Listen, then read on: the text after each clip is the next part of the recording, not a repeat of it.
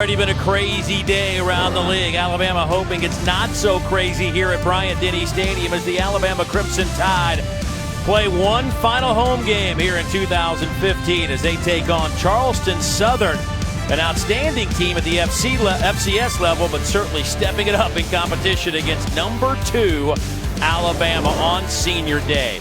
Well, by the end of our game, we may well know if Alabama is heading to Atlanta for the SEC Championship. Ole Miss LSU going on. If LSU wins that game, Alabama will be the West champs. Otherwise, we'll have to wait till next week and the Iron Bowl to figure out who will represent the West in Atlanta. 25 seniors being honored today, making one final walk out to the field, led by senior quarterback Jake Coker. Alabama trying to stay amongst the top 4 in the country and playing for a 16th national championship.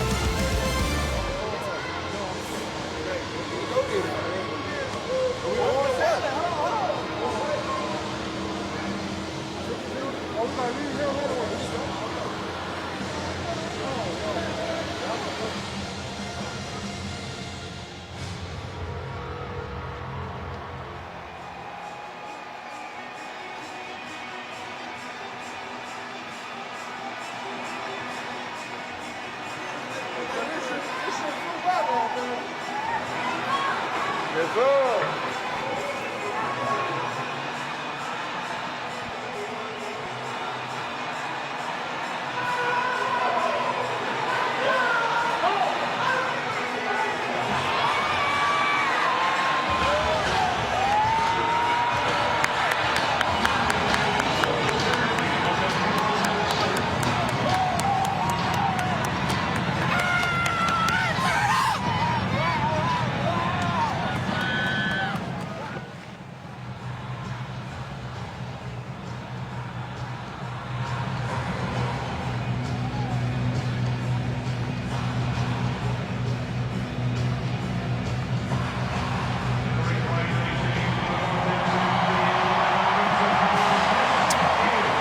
So the 9-1 Crimson Tide taking the field in front of another large crowd here at Bryant-Denny Stadium. Around 100,000 expected this afternoon on this gorgeous Saturday afternoon. And a pleasant good afternoon, everybody, and welcome to our broadcast position. Dave Neal alongside former Georgia All-American and NFLer Matt Stinchcomb. Glad you could join us today. And Matt, it's already been a wild and wacky day around the conference and some of these non-conference matchups. You played in some of these games, particularly when you step down to an FCS level team. From a player's perspective, how hard is it to wrap your arms around a week like this? Well, it's a real challenge, especially when you're playing in such a competitive league and a division like the SEC West. We've seen Alabama rally since the Ole Miss loss. It's been a dominating football team, but when you step out of conference and you're stepping down, as you pointed out, the FCS, it's very hard, I think, for the coaches to get the players to focus. But as we've seen already today, Coach Saban and his staff, he's got 2 examples to point out to his team. The Florida Atlantic game versus Florida going to overtime, and then, of course, the Citadel getting a victory over South Carolina. Well, no matter what happens today, you do know this about Alabama. They're going to show up with perhaps the best defense in the country, and they have been just on beast mode all year. They have, and it was anticipated that it was going to be a legitimate unit, perhaps one of the best they've ever had. The difference, I think, this year has been the ability to generate pressure with just the down 4. They don't have to blitz to get to the quarterback, and as a consequence of their ability to not only move quarterbacks off the spot, it generates opportunities to score touchdowns on the defensive side of the ball. We've seen 4 of them this season, 4 pick sixes by a secondary that is being aided by a dominating front 7. You look at Coach Saban's defense along with defensive coordinator Kirby Smart and where they rank nationally. Certainly points per game, the biggest number people would focus on, 7th in the country, but they're rushing. I mean, it's unbelievable. 77 yards a game, an amazing group defensively. But when you talk about the offense, this has been an inconsistent group, but there has been one constant throughout this season, and that's the guy in the backfield, Derrick Henry. Nice guy to have, that's for sure, because you can bounce around a little bit when you've got a great defense, but eventually you have to generate yards, and Derrick Henry has been able to do that in bunches. We've seen him demonstrate not only power between the tackles, but ability to break angles, run right away from secondary defenders with his speed. You don't see athletes like this very often. He does such a great job of finishing runs and giving up those big chunk plays. ESPN's Heismanology, a survey of the writers and analysts on who will win the Heisman, and certainly Derrick Henry, number 1 right now. Leonard Fournette has slipped down to number 5. So basically the next couple of weeks, big for Derrick Henry if he wants to bring home Alabama's second Heisman Trophy. There is number 2 right there. 3 200-yard rushing games in his last 4. That'll be the task of Charleston Southern to slow him down. There's the head coach of Charleston Southern. The Buccaneers having an outstanding season under Jamie Chadwell, who is now in his 3rd year as the Charleston Southern coach. They were anticipating a top 8 seed tomorrow when the FCS playoffs and the brackets are announced tomorrow at 11 a.m. But they have suffered just 1 loss. They match Alabama with 9-1 regular season records, but they went unscathed through the Big South at 6-0. Alabama wins the toss. They want the football, so they'll get it first. And we are seconds away from getting underway here at Bryant-Denny Stadium. A pooch kick, short, taken at the 35-yard line. And with that, an opportunity to go down to the sidelines and check in with Casey Smith. Well, Dave, 25 seniors are playing their last game at Bryant-Denny today, and I talked to center Ryan Kelly about that, and he said there's almost a sense of sadness. They can't believe their time here in Tuscaloosa is over. He said this group is so tight-knit, that they're full of leaders, and they've been through so much together, and they want to leave a legacy. They want to win it all. They don't like the way the last couple seasons have gone, and they really want to leave their mark here at Alabama. Well, Ryan Kelly, 6'5", nearly 300 pounds, a real leader on this football team. Anxious to see how much we will see these starters. We will see the first play of the game. Little sweep, Calvin Ridley around the far side. He'll only get a couple of yards when it's all said and done as we take a look at the starting lineup for the Alabama Crimson Tide. The senior Jake Coker out of Mobile, Alabama. But O.J. Howard is a guy that they're going to try to get more involved offensively here down the last couple of weeks of the season. They've wanted him to improve his blocking, but they also want to get him more incorporated as a receiver. No receiving touchdowns this year. Derrick Henry into Buccaneer territory on his first carry. A gain of 15 yards and a first down to the 47-yard line. Zach Johnson brings him down. And Derrick Henry, this is what we talked about in the open, what makes him so special. He's a one-cut runner. Wants to stick his foot in the ground and get upfield, give him just a little bit of a crease. Throw near side. Darius Stewart turns the corner. He's out of bounds inside the 40. Give him 8. That'll bring up second down as Jake Coker sat for 1 game this year against Ole Miss. Actually played, but didn't get the start against the Rebels. And since then, he has taken over this team. Yeah, you know, he came in that Ole Miss game and really showed some gamesmanship. Wanted to make it his own. It seems as if the team responded well now. Henry to the 30-yard line, first down. And it seems like the team, and talking to the coaches and the players, we talked to O.J. Howard yesterday, they've bought into Jake Coker as their guy. It was interesting, yeah, how Lane Kiffin even described him. He's like a Mike linebacker mentality, the quarterback position. Sometimes he lowers that shoulder when his offensive coordinator would otherwise want him to slide or get out of bounds. Near side, here's Ridley, the true freshman. He'll pick up a couple of yards at the 27-yard line. Alabama going quick. Corbin Jackson, the free safety out of Marietta, Georgia, on the play for the Buccaneers. Charleston Southern, first ever meeting between these two schools. Derrick Henry looking for something to open up. He'll fall forward for 3 yards. That'll bring up a third down, and let's call it about 4.5, maybe 5. And we were talking yesterday with Lane Kiffin, and we asked, you know, is this a throw to run type of an offense? Seems like an interesting question. They've been very balanced from a yardage production standpoint. And as the season has gone on, Derrick Henry getting more and more touches in games. Sprint out. Coker throws, bobbled and caught close to the first down by Stewart. He'll pick up 4, but he'll be shy of the first down by about a yard. Let's see what Coach Saban wants to do here. A better placed ball in this one, and Stewart would be able to turn his shoulders upfield. Instead, he gets turned around by the throw, able to ultimately make the reception, but shy of the yardage needed. We saw this last week versus Mississippi State. Alabama would come out, throw on first down, trying to take advantage of some quick throws in the horizontal passing game before they finally gave way to Derrick Henry, who started ripping off the big runs. We've seen that be a part of this offensive attack all season. 4th down and 1. The jumbo group in the game. They'll hand it off to Henry. He'll take that 240-pound frame and pick up the first down, a gain of 4, and there is just a huge discrepancy when it comes to size between these two lines. Yeah, you look at that. I mean, ultimately, you're giving up 60 pounds if you're a Buccaneer. These guys are out there just trying to grab a root and hang on. These are some big boys that they're going up against, and you see big number 78, Corn Curvin, that converted defensive lineman, started playing offensive line back in the spring, getting the start over Dominic Jackson. Henry, he's to the 10, on his feet at the 5. He will power his way in for a touchdown from 17 yards out, and Bama's on the board.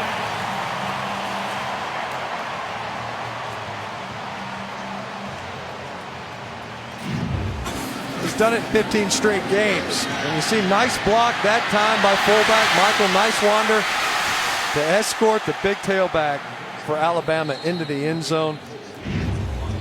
He has been the focal point of this offense all season. They knew what they had in their offensive backfield. Thought maybe he could share more carries. The injury to Kenyon Drake certainly sidelining some of that opportunity. But he has gotten stronger as the season has gone on. See that now, 16 straight with that touchdown. Most of any player in 20 years, and there have been some great ones. He's chasing down a couple of school records today, and of course one more regular season game next week. Number 2, picking up 6 for the top. Tough and tender moment brought to you by Ballpark Flame Grilled Jerky. And it was an emotional day before the game for 25 Alabama seniors, including Ryan Kelly. Coach Nick Saban walked down all 20. They were scattered from end to end. Went down and gave mamas all a big hug and took some pictures. And boy, what a senior class. Winningest group of seniors in the country. Not bad. No, yeah, that's something to hang your hat on, isn't it? What'd you do in your 4 years in college? I just won more games than anybody else. Right. You see one of them, key component there, and big Ryan Kelly, offensive line that's working to be more consistent. But you can see what they've been able to put together. That's a pretty sporty resume. Alabama will kick it off. Adam Griffith will have the honors. This kick taken by Darius Hammond. He will take a knee. Let's go back to that last touchdown, capped off by 17 yards from Derrick Henry. No, we don't see this a whole lot. We got Nicewander in here. We're going to see basically 3 pullers. They're going to get 3 blockers at the point of attack, all get out. O.J. Howard does a great job of blocking down and allowing the pullers to get out and loose. See Cam Robinson, who's playing a lot better football, started the season a little bit slow at his left tackle position, but showing some of that athleticism. Does an excellent job in pass pro. But this is a guy that he doesn't need a ton of help. 70% of his rushing yards this year have come after contact. His offensive line does a good job getting him clean to the line of scrimmage. He's hard to bring down. Now Charleston Southern runs this option game out of the shotgun, a 2-back set. Laycock already winding down to 5. Kyle Copeland gets the start today at quarterback, the sophomore of Arp, Texas. More of a running quarterback as their senior Austin Brown, who's had a really good season, a transfer from UAB, sitting out at least for the time being. But there is Kyle Copeland, in high school, a dual threat guy, passed for 5,800 yards in his career and 60 touchdowns. Also rushed for 3,500 yards and 53 more touchdowns. Prolific high school career, to say the least. And this is an offense that, with Austin Brown in at quarterback, it's been relatively balanced, but we anticipate it being even more run heavy with Copeland in at quarterback.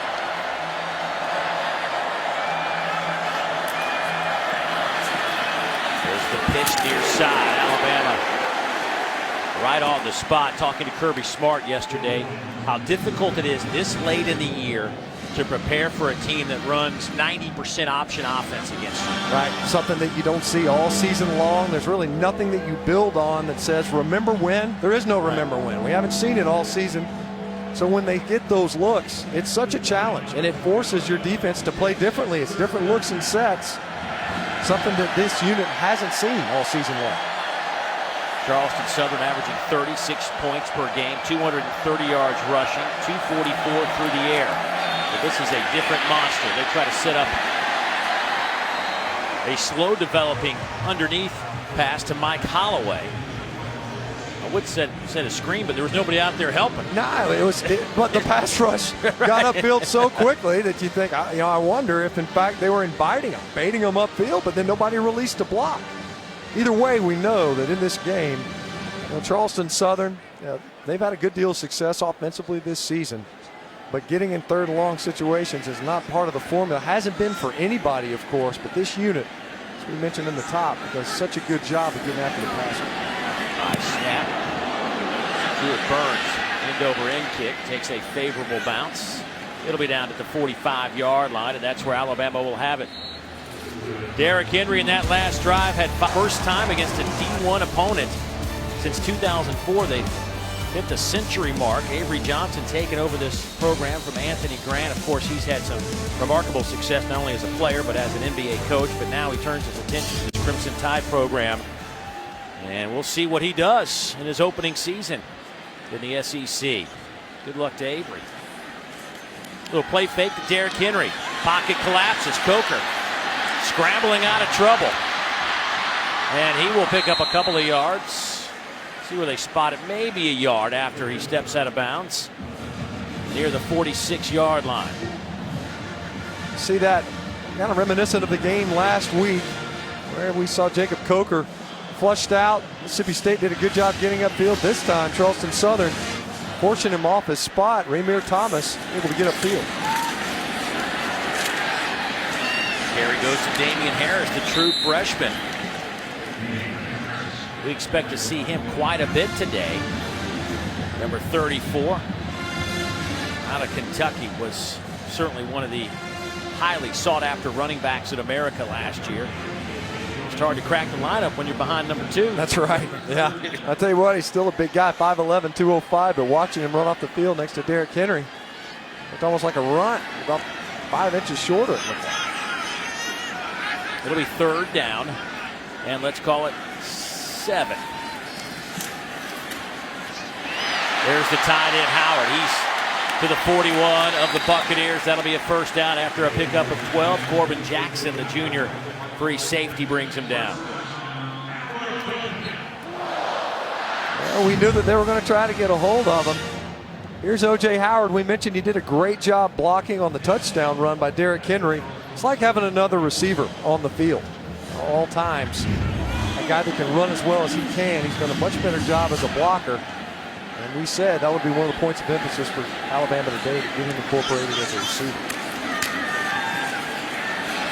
Going up top. Looking for Ridley, incomplete.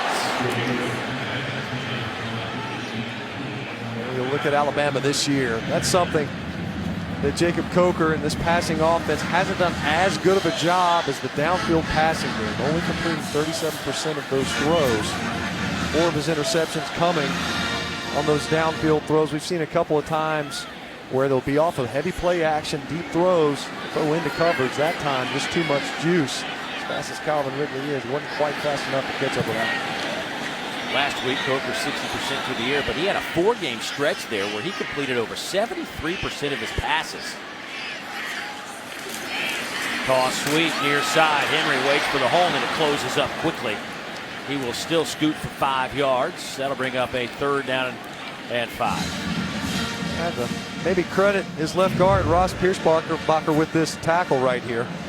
You see Henry just gets tripped up just a little bit. A big high-cut running back. A guy that can typically run through contact. You see a similar blocking scheme to the one where he scored earlier on the opening possession. Pistol formation on third down. Go with Henry here. He has the first down to the 25-yard line. Give him 11 more yards. You look at what Alabama will do on third downs. And even last week, ripped off a big run on a 3rd and almost 10 versus Mississippi State. Not only is there a size advantage, there was a numbers advantage this time to the left side of the offensive line. Easy pickings that time for the Crimson Tide front.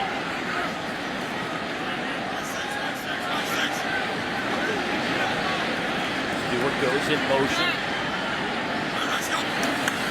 Damian Harris in the backfield with Coker, who's looking to throw. Hit as he throws, but wide open is Stewart. He is inside the 15-yard line. That'll be another first down for the Crimson Tide. 11 yards on that throw and catch by the Tide. Good job by Jacob Coker, keeping his eyes downfield, managing the pocket, not getting too anxious, not flushing out before he had to, and delivering a strike.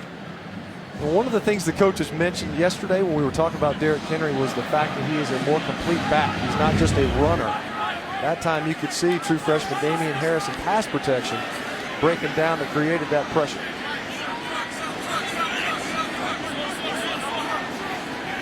Drive started at the Alabama 45.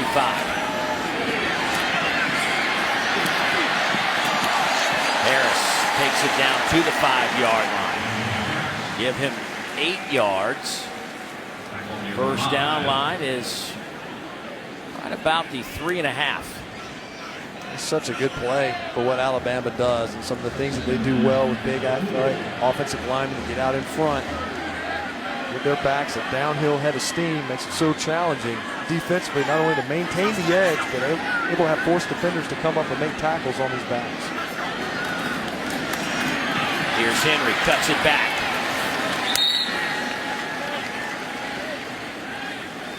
Couple of yards on that carry. Let's see if they decide to move the chains and make it a 1st and goal situation. Alabama getting to the line in a hurry regardless of the situation. They will say 1st down, Alabama. 10th play of this drive coming up. Howard lines up as the fullback. He will lead for Henry to the end zone. Touchdown, Alabama. And Derrick Henry has just tied Trent Richardson for the single season touchdown list at 21 on the year. You can't say enough about what Derrick Henry means to this offense. I knew he'd probably have a good start in this game here today, but it's been consistency that really stands out. He's ripped off big runs. It's been, and sometimes in points in this season, a bit of a boom or bust type of an offense. When it's boomed, it's largely been with the ball in number 2's hands. Well, Derrick Henry does it again. 2 drives, 2 touchdowns for number 2. Well, we had a pleasant meeting yesterday with Coach Saban and the staff. Certainly during the week, though, it wasn't so pleasant at his press conferences. And if you weren't around or didn't pay attention to social media, somebody asked Coach about getting some young guys some action against the Charleston Southern team, and Coach went a little crazy on him, had some interesting comments. And the reason being was back in 2011, Matt, Georgia Southern came in here. They weren't yet an FBS team yet, and they lit them up for over 300 yards on the ground with an option game. You think it still bothers the coaching staff here? Oh, yeah. Well, what was so great, I think, about that press conference was I don't think anyone did ask him about getting the young guys in. I think that commentary was coming no matter what. I think in his head it was like, 3rd or 4th question, it could be about my whatever, my sweater choice in the press conference today.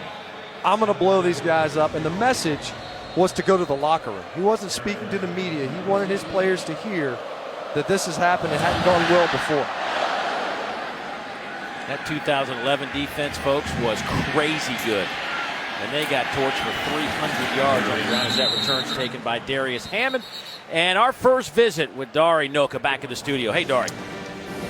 Greetings, Dave. It's an SEC Right Now brought to you by State Farm. Let's go check in what's happening on the Plains. After an Auburn touchdown, Idaho had a 71-yard pass play down to the 4. It sets up Elijah Penny with the touchdown. Vandals and Tigers tied at 7, guys. Dari, this has been one of those days. I mean, you just couldn't expect or see this coming. These are payday games. We talk about this. The teams are supposed to come in, you're getting paid to lose, and they're just not complying with that portion of the contract. Charleston Southern coming here with a $500,000 carrot in front of them with a substantial amount of money for their program. nowhere to run. Reggie Ragland throwing Kyle Copeland to the turf, a loss of 3. Well, we're talking about the struggles around the SEC today. Citadel upsets South Carolina. That will not sit well in the Palmetto State for South Carolina fans. And then Florida barely escapes Florida Atlantic, who came in with just 2 wins on the year. Yeah, they had receivers with their hands on the ball. Back-to-back plays did Florida Atlantic, almost with what would have been the upset of the season. Just about 5 minutes to go, opening quarter. Ben Robinson in the backfield on 2nd down and 13.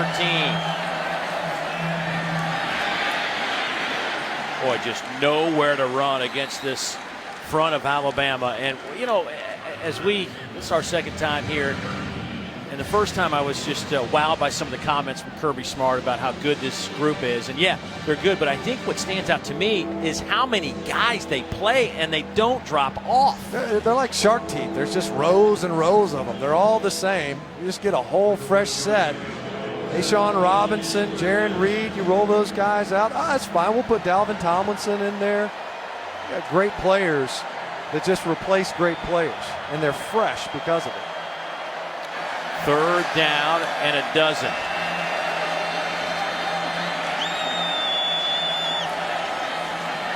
Four-man rush. Big hit on the far side. Ben Robinson make the catch, but Cyrus Jones knocks him back a few steps. That'll be another tackle behind the line for this Crimson Tide defense. And we say so much about the front 7, but Cyrus Jones is a guy who's had a good season. See that shot, he's stuck with it, and I'm sure that will make the reel. So what you got to come, you got to bring your feet, run through the tackle. Nobody's perfect out here. Always an opportunity to get better. They respect the process. It even's referenced on the big screens here in the stadium. Cyrus Jones back to return this punt. Truett Burns. Mr. Mullaney is short on the near side for a kick just like this, and he will scoop it up to the 35-yard line of Charleston. Touchdowns on their first 2 possessions. A big reason why this guy on the first drive had 5 carries, 47 yards, and would take it to the end zone from 17 yards out. Next drive, same thing. This time just 2-yard touchdown tote. All told, 68 yards for Derrick Henry, 7.6 yards per carry on the year. Henry averaging 6.1 yards per carry, 145 yards per game. Alabama's offense with a very short field after the punt at the 35-yard line. Damian Harris out of Kentucky, a former Gatorade State Player of the Year. Coker complete to Calvin Ridley. Pick up a 14. Malcolm Jackson on the coverage for the Buccaneers. Calvin Ridley has really taken up the mantle there at the receiver position. You know, they purged quite a bit of production at that spot, obviously with Amari Cooper departing and taking his skills to the NFL. And Calvin Ridley, as a true freshman, when they lost Robert Foster versus Ole Miss, has really had to scale up his production and has answered the bell. Closing in on 60 receptions for the year, averaging 6.5 catches per game over the last 6. Here's Coker to throw again. Pump fakes, now going to the corner of the end zone. A lot of contact. Incomplete. Mullaney out of the end zone. Ramir Thomas on the coverage for Charleston Southern. Excellent concentration by Mullaney. Looks to me like he got his foot down. Yeah, they may have to take another look at this. That should be a touchdown. This is a touchdown. That left foot is down. He controlled that football all the way through. Completed the process of the catch. As the previous play is under review. That's exactly why we have the process. That's right. There are many processes here in the stadium today. Right. This is one of them. Incidentally, both of them, I think, will result in 6 points for the Crimson Tide. You can see his left leg. That foot is clearly down. No question that he possessed that football all the way through. You were just talking about this receiving core and how they've been limited. Boy, getting him to transfer in as a graduate student from Oregon State I mean, perfect timing. A guy that's experienced, played at a high level in so many different environments that you can rely on. They just don't come around that often. You're right. That's so true. And that's the word. It's to be able to rely on him. He is a reliable receiver, a guy that runs excellent routes, earned the trust of Jake Coker early on. Knew that he could go to him After in key review, moments. the ruling on the field is reversed. Touchdown. 21-yard touchdown strike to Richard Mullaney. His 4th touchdown reception of the year, and for Jake Coker, his 13th touchdown pass. Mullaney had to fight for that football, too. I mean, it looked to me like they were going to try to get the football to Calvin Ridley on a double move. Coker came back and gave his receiver, and actually gave him a shot at that football. Adam Griffith to attempt the point after. So Alabama taking a short field, 35-yard drive. Jake Coker, the senior, out of Mobile, Alabama, with 13 touchdown passes. This one to Mullaney. 21-zip, Alabama. Well, Alabama has 154 yards of offense. Charleston Southern at -3.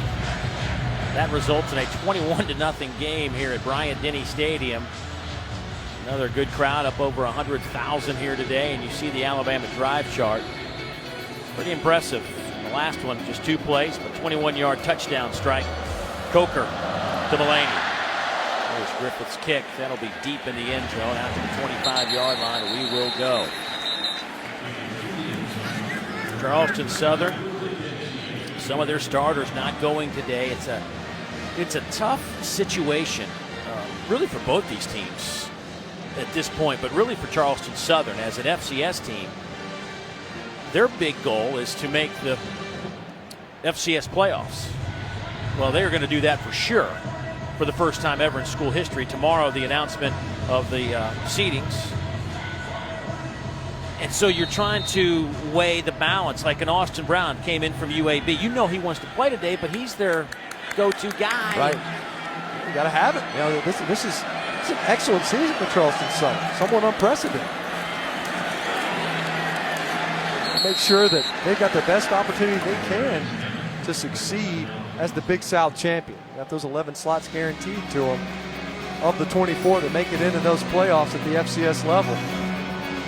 See Charleston Southern, a top 10 team amongst some of the best ones. Coastal Carolina got knocked off on Thursday night by Liberty.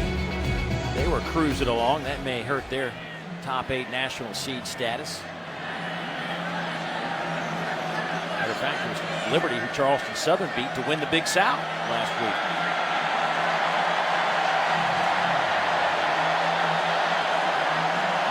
Play clock down to 2.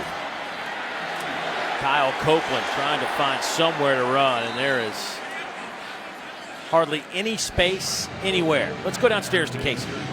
Well, Dave, Alabama defensive coordinator Kirby Smart is over here on the sidelines with his defense before this series, going over what he wants to see them do in their nickel and dime packages. He said, guys, look, when we're lining up, they're not snapping the ball very quick. You have to keep your focus. Do not lose that focus no matter how long it takes for them to snap the ball. Kirby's name been bantered about recently, as it is, seems like the last couple of years, for head coaching jobs. Didn't really want to get into that subject with us. Don't blame him. A hot topic for everyone outside of that building. Here's the option game coming near side. Boy, Alabama swarming to the football today. Nowhere to run for Darius Hammond. That'll be a loss of 5. Another tackle behind the line. Alabama came in with 72 tackles for loss, 38 sacks. But interesting that the opponents have had more tackles behind the line this year than Alabama. Yeah, so very, very surprising. That speaks to kind of the inconsistency of the offensive line for Alabama. We see on this play Tony Brown, who's in for Minka Fitzpatrick, who's injured in this game. Tony Brown's a guy, maybe one of the best athletes on the entire roster. Also draws quite a bit of attention from the coaching staff. They know that he's got tremendous potential. Line drive kick. That hit a Charleston Southern player in the foot, but that will allows Cyrus Jones to scoop it up to the 10, and he will walk it into the end zone. 43 yards. His second punt return touchdown of the year.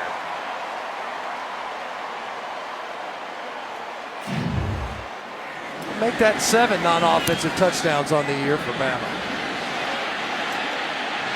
You can see that kick was intended. Obviously, it was trickling to the right, but it bounced. It bounced off somebody's foot there. Yeah, Troy McGowan's. Yeah, changed the trajectory of the punt, which opened things up. The coverage unit was all to the right side of the football field. Most of them to the right of the opposite hash. That is an unfortunate break for Charleston Southern. Kicked it right into the open space. Griffith trying to go 4 out of 4 today in the first quarter. And the final play of the first quarter is the punt return for a touchdown by Cyrus Jones. Had it for 69 yards last week against Mississippi State. Alabama off to a quick start. Exactly what their coach was looking for. Back in a moment. Last week, Cyrus Jones did it on the road at Starkville. 69 yards as Alabama put a hurting on the Bulldogs. A complete performance by the Crimson Tide, helped by Jones's return. And then just a few moments ago, this is how we ended the first quarter. As you mentioned, a tough bounce, because you see that ball, it took a hard left away from where the entire coverage team was. And credit Cyrus Jones, who came up, was able to field that thing cleanly and take it to the house. Number 5 doesn't need any help in punt returns. And the way that one worked out, it was not advantageous for the Buccaneers. Just hit about 5 yards deep. Hammond takes the knee and out to the 25 again. Well, Sean Robinson, 6'4", 310. What an athlete.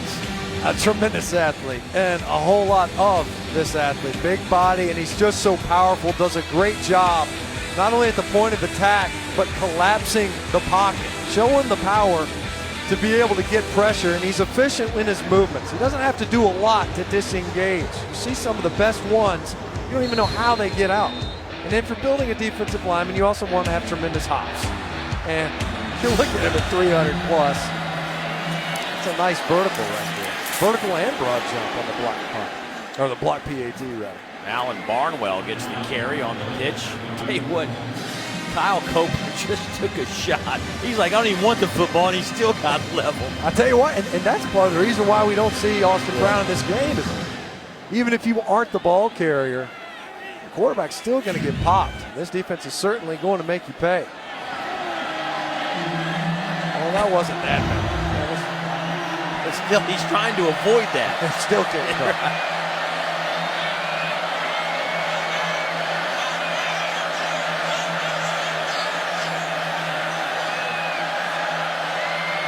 Charleston Southern still at -3 yards total offense. They will get to even, and then a little extra. Loose football knocked out of bounds. They will spot it at the 38, but that's a gain of 11 and a first down for Charleston Southern. That's Barnwell on the carry. Well, they're able to actually get it outside. See Sean Dion Hamilton from his linebacking position caught in no man's land. Charleston Southern able to finally convert a first down in this game. It has been dismal from an offensive production standpoint, but that time Barnwell able to get upfield and pick up the first.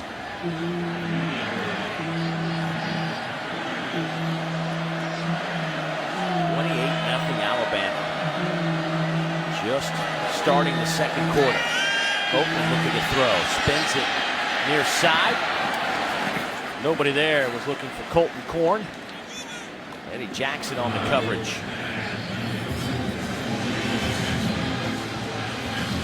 We talked about at the beginning of our show today about how good the front seven is for Alabama and what it's allowed the back end to do in terms of creating points and opportunities for good field position. Yeah, we've seen it already here today where Alabama offensively enjoyed basically a 50-yard football field. Not even having to take the field on one change of possession.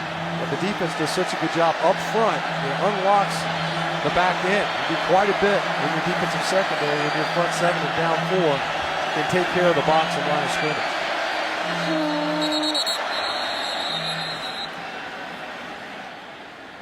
Charleston Southern will take a timeout.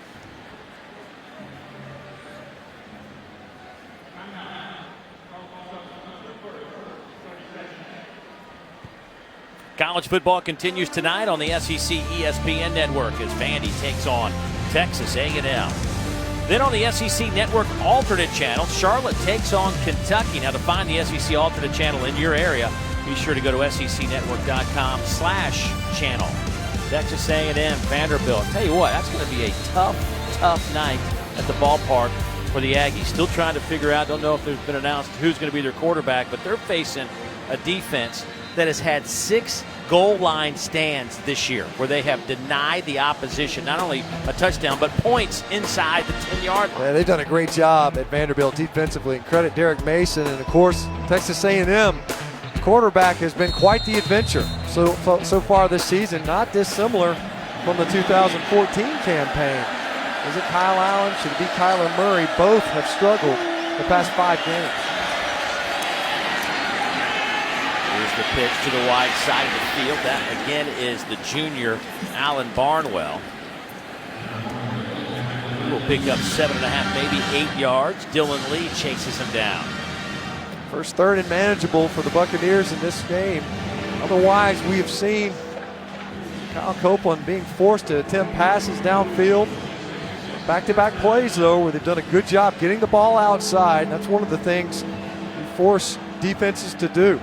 The defense on the back end, when you're getting the pitch man, the outside runner, the secondary has to roll up, make tackles, and there are typically blockers out in front diving at your legs. Third down. Then Robinson in the game at running back. No option. Here is Robinson trying to get that first down line, and he'll be about a yard shy, I think. Tony Brown comes up to meet him just shy of the line to make. Reggie Ragland also there chasing him out of bounds. See when they get outside, Colton Korn, number 11, doing his best to hold on to his block. Was incapable of doing it. You see Tony Brown and Reggie Ragland. Number 19 for Alabama. He's got such tremendous range. Does a good job diagnosing. But this is a different type of an offense. And you see here now, Jimmy Chadwell going to go for it on the 4th down. Yeah, why not? They'll run the option. Copeland falls forward. Let's see if they give it to him. I believe he'll have enough. Boy, he took a shot to get there, though. Reuben Foster in on that tackle. And Reuben Foster was so upset with himself because he knew that he had an opportunity for a tackle for loss. We've seen about 40% of the offensive plays end up with 0 or negative yardage versus this defense. But great job by Kyle Copeland, muscling his way through that tackle.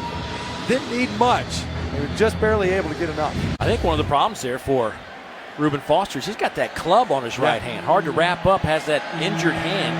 Suffered last week. Mike Holloway now in at running back. They will give it, though, to Ben Robinson coming around the corner.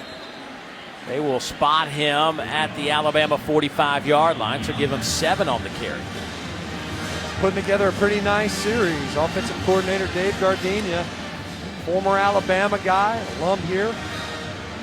He knew that this offense coming in was going to give Alabama some difficulty schematically anyway. And the fact that they've been able to string together a couple of nice plays.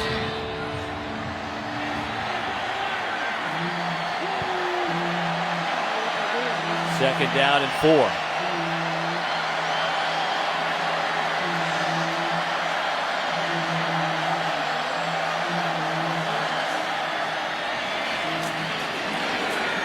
Copeland inside the 45, probably a yard. Third down. You mentioned Gabe Gardenia, the Charleston Southern offensive coordinator, now 3rd year there.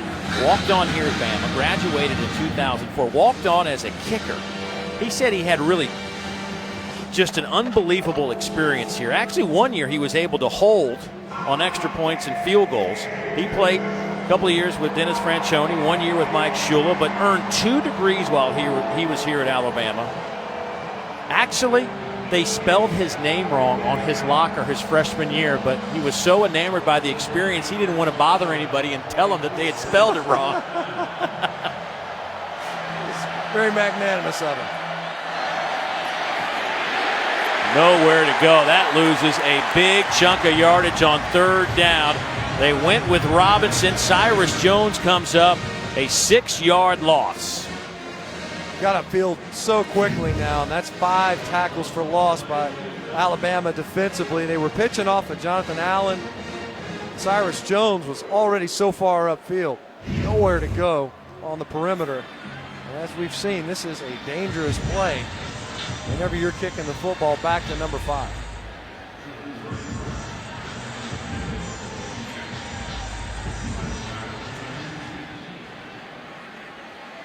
So again, Truett Burns, the punter.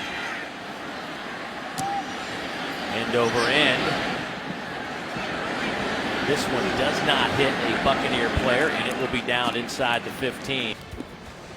All right, Dari, well, here's the scenario. Ole Miss clinches if they win out and they get an Alabama loss next week in the Iron Bowl, but Alabama, simple enough. Head over to the loveliest village, pick up a win, and you're going to Atlanta. That's right, win and you're in. And you look at it, Ole Miss putting it on LSU. LSU really falling apart down the stretch. We've mentioned Alabama can beat teams more than once. By that meaning, they don't play that great after you play the Tide, averaging about 13 points fewer than they do coming in. Do teams that come in and face Alabama. Les Miles might not have a great Christmas if this thing continues to unravel. I think Santa might still stop by the house. Bring us some gifts. Good to see Santa out and about. Looks like he's ready to go for the holiday season. In fact, later in the show, we're going to have our favorite holiday traditions discussion. I'm weighing all my options. So many to sift through. 4-man rush. Coker going up top, looking for it all. Incomplete, no flags on the play. Calvin Ridley thought his arm might have been grabbed on the way down. Malcolm Jackson back in coverage for the Buccaneers. Yeah, it looked to me like Malcolm Jackson got his hand over on him a little bit early. Certainly ball in the air. Looked like he was, maybe timed it just right. Watch him reach. There was contact prior, but I don't know if it was quite enough to warrant the flag. See Alabama taking that shot downfield. Bootleg near side on the run. There's Stewart with a catch to 35. They'll spot it there. A gain of 21. Malcolm Jackson, again, the defender for the Buccaneers. We mentioned Calvin Ridley and what he's meant to the offense in the passing game. Richard Mullaney with a great catch and the touchdown, but Ardarius Stewart, well, he's one of those guys coming into the season that was one of the few known commodities from last year. When you look at Mullaney, new entrant, Calvin Ridley, a true freshman, Stewart, kind of the graybeard as far as the wide receivers are concerned.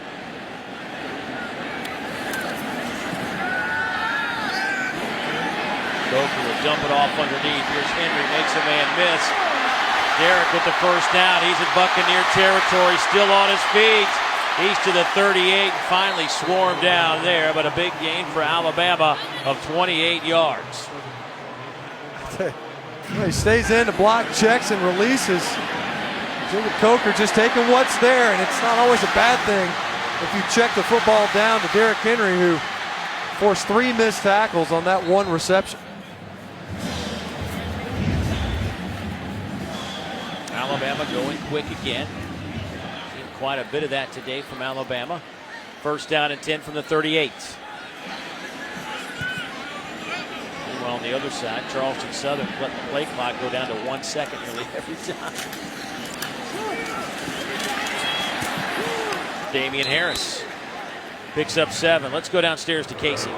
Well, Dave, we can obviously talk about all the great things that Derrick Henry does on the field, but off the field, offensive coordinator Lane Kiffin said he's just as impressive. He said he's extremely humble. He's a team guy, and not once this season has he complained about getting more carries. He just really wants to do what's best for the team. Great guy on the field and off the field as well. His work ethic has been discussed on more than one occasion in our meetings. Here's Coker. Pass caught. Touchdown, Alabama. Calvin Ridley with his 5th touchdown reception of the year. That one goes for 30 yards, and the Tide cruise it here in the first half. Jake Coker has done a good job in this game and has demonstrated in others. It's a good job throwing the football on the run. You know, and we've seen demonstrated as a scrambler.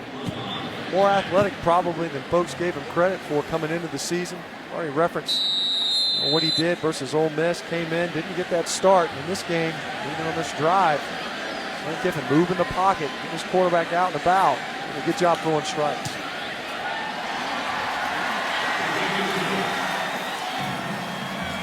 Jay Coker with a couple of touchdown throws in this one. The big fella having a solid afternoon, 11 of 13, 155 yards, 2 TDs. This one goes to Mr. 8 straight games against unranked teams, the longest streak in the country. Can you name the last unranked team to beat Alabama? Think about that. Man, 58 straight.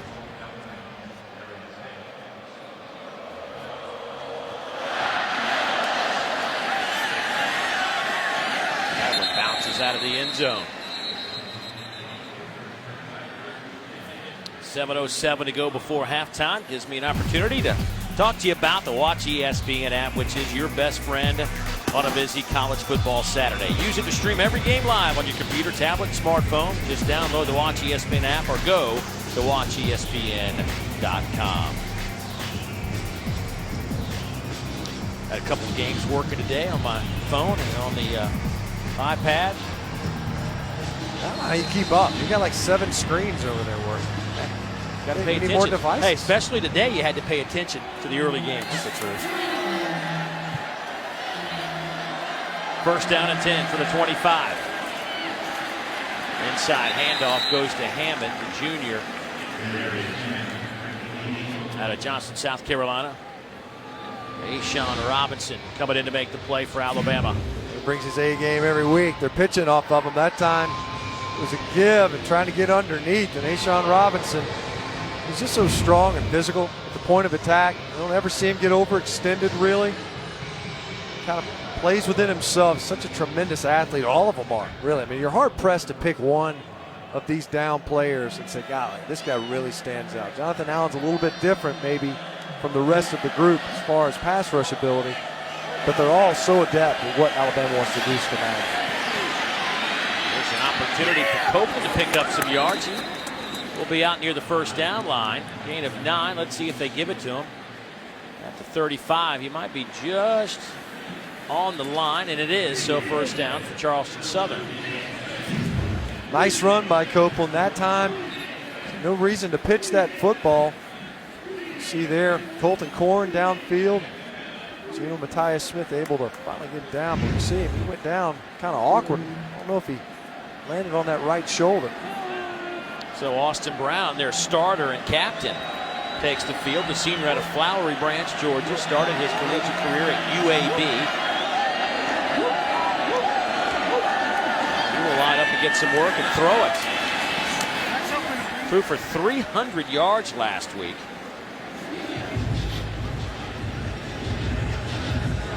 See that Austin Brown, he's trying to get loose. Not surprised that they came out and threw it. And the idea, we mentioned earlier in this option attack, if you're going to run the option, your quarterback is likely going to get popped. He's going to get shot whether he ends up with the football or not. But to protect Austin Brown, if that's the idea coming into this, the coaches mentioned that he's been a little bit banged up. Whenever you run that type of rush offense, option looks, your quarterback does take a pounding. Wouldn't be surprised if Charleston Southern safe with the pass. Second down and 10.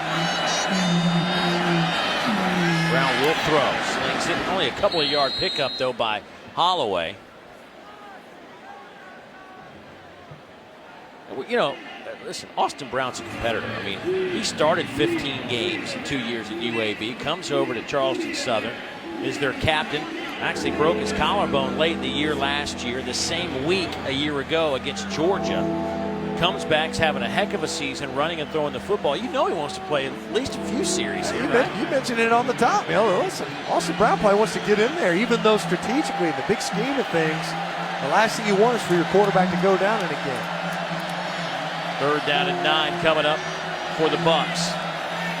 4-man rush. Brown throws. Nowhere to go for Holloway again. Everything's underneath, and it's 4th down. And let's see if Buccaneers are going to punt this one away. Austin Brown, as we mentioned, you don't want to run the option, but still you can't protect him. And even in the passing attack, Jim Williams, who's proven to be an excellent pass rusher for Alabama this year, gets a shot on Austin Brown, and he was gimpy leaving the field.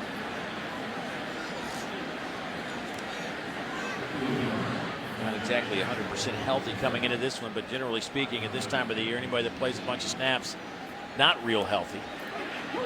Burns again. A low line drive kick taken by Jones. He's got a lot of room here on the near side. He's to the 30. He's to the 20. Can he do it again? Yes, he will. No flags. 78 yards.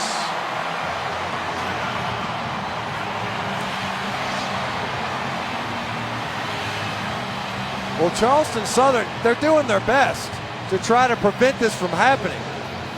But on that scramble punt, the ball bounced so high. And Cyrus Jones did a really good job over the shoulder fielding it. Nice blocks out in front. Unsportsmanlike conduct, number 15, taunting. That will be placed on the kickoff.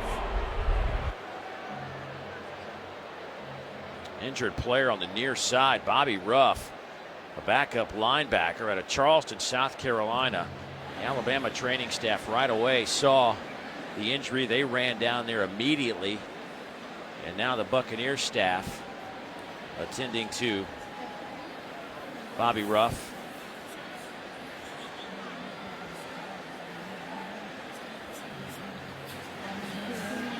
Good to see him get up. He was writhing around, clearly in pain for quite a bit. They will actually take a yard off of that return, give it a 72-yard return for Cyrus Jones. He got popped pretty good by Ronnie Harrison, number 15, who I believe was cited for the unsportsmanlike as well in the celebration. We saw him. I don't know if that wasn't a block in the back on Bobby Ruff.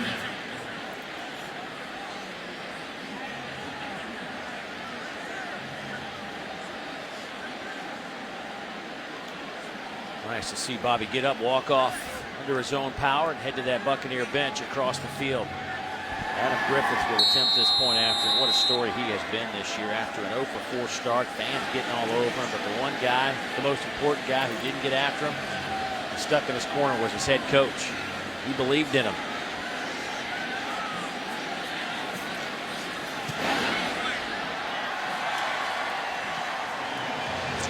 So the point after up and good. Cyrus Jones getting a little oxygen after a couple of punt returns for touchdowns today.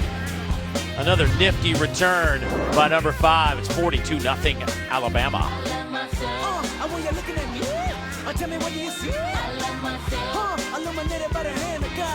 For the Auto Owners Insurance halftime report, as you'll see Casey Smith chat with Nick Saban as he heads to the locker room. Florida survives.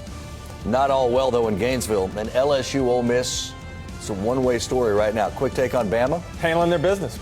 Dominating. He'll have more to say about LSU. Well, Tar, you asked for quick. Booker gave you quick, didn't he? That is incredible. That's efficient, right? Anyway, Ashawn Robinson, you got to be efficient as a D lineman. Burger McFarland was a pretty good D lineman. And nothing if not efficient. Dominated. Bam. Boy, Alabama has scored via the run, via the pass, via the punt return. It has been all Alabama from the opening kick. The Tide have 240 yards of offense. Charleston Southern at 31. Alabama averaging 9 yards per play. Charleston Southern 1 yard. Griffith again. Short kick taken by Hammond just outside the 15, and he is met there and dropped. 12-yard return. But Cyrus Jones, speaking of returns, has had a nice day. And the first one was somewhat unorthodox. Bounced off one of the cover men for Charleston Southern's foot, kicked right to Cyrus Jones. Opportune place for it to have landed, and then that most recent punt, high bounce. Cyrus Jones did a good job of fielding it over his shoulder, turned it 360 degrees, and the return team did a good job getting him into the end zone to set a school record. 2 punt returns in the same game. Kyle Copeland, by the way, back in the game now at quarterback. Left for a couple of plays last series for Charleston Southern. The sophomore out of Arp, Texas. There's the option game, and he runs right in to the shoulder pads of Sean Dion Hamilton, the sophomore linebacker. There's not a whole lot of time to work, especially when backside pursuit is coming. That time Hamilton shot the gap on the backside, was able to get upfield quickly. One of the things that this offense tries to do to defenses is dictate the types of looks they're going to get. Alabama's been pretty straight up, 3 down front. You can barely see Jackson Williamson there at center from the end zone. Darren Payne just swallows him up.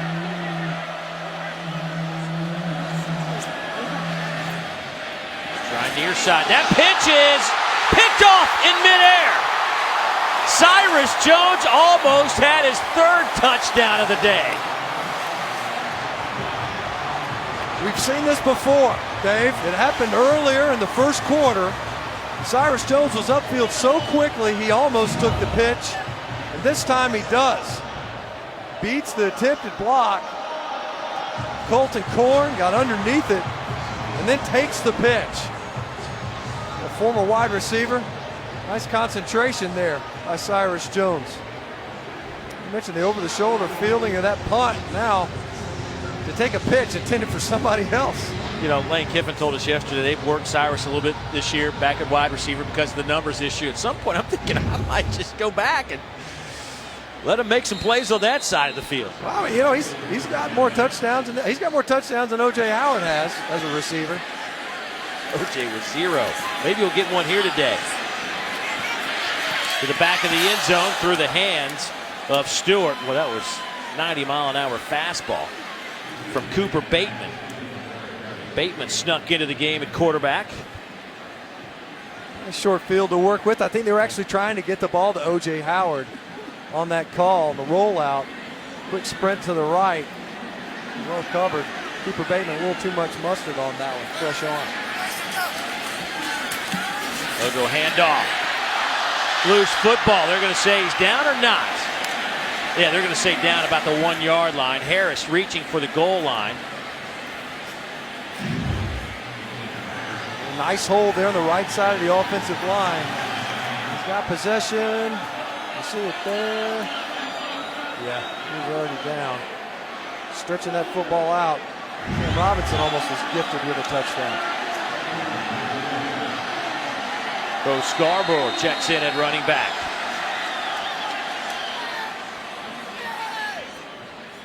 Flag down in the back of the end zone. Maybe a substitution infraction. Illegal substitution, defense, 12 players in the formation. It's half the distance to the goal, remains second down. I don't blame him. Yeah, I like the strategy. All right, let's get one more out there. Chad Staggs is saying, listen, man, I mean, some of these guys are the size of 2 of our guys. I think we should get at least an extra helmet on the field. You know, in baseball, you go over the ground rules before the beginning of a series and home play before a game. They should have had some ground rules, and Charleston Southern allowed to play with 12 when they felt they needed to. In the goal line situation, I think we should have our 12th guy. Nobody told the officiating crew. Don't invite everybody. Gotta loop them all in. 2:20 to go before halftime.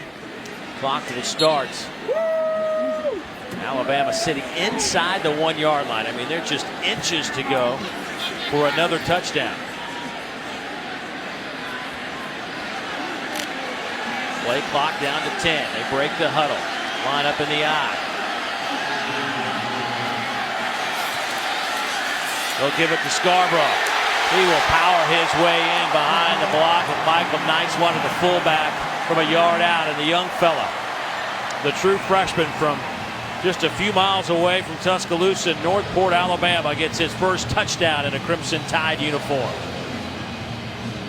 I'll tell you what, that was an authoritative touchdown run by Bo Scarborough. He didn't have far to go, but man, that is a powerful runner. They talk about he has been ripping them up in practice as a scout team performer. Pretty Smart said he's been waiting to see him out there on the field.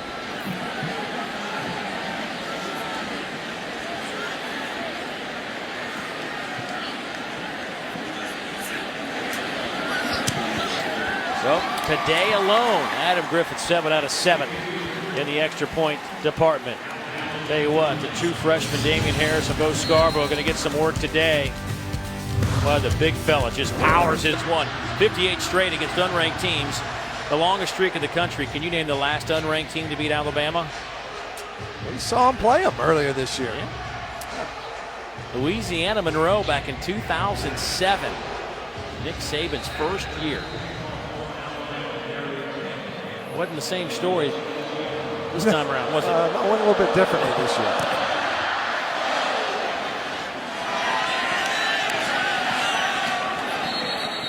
Hammond takes a knee out to the 25-yard line. And, well, I don't mean to do this to you, Alabama fans, but this was the last time it happened, 2007.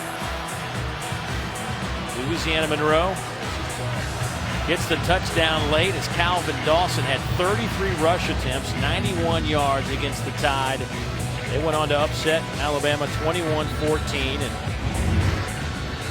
not a good day, but one of those monumental moments for this program. The foundation being laid and everything he talks about probably a little bit clearer the next day. Yeah, oh, no question. Yeah, so here's my example, case in point. You better buy into my process.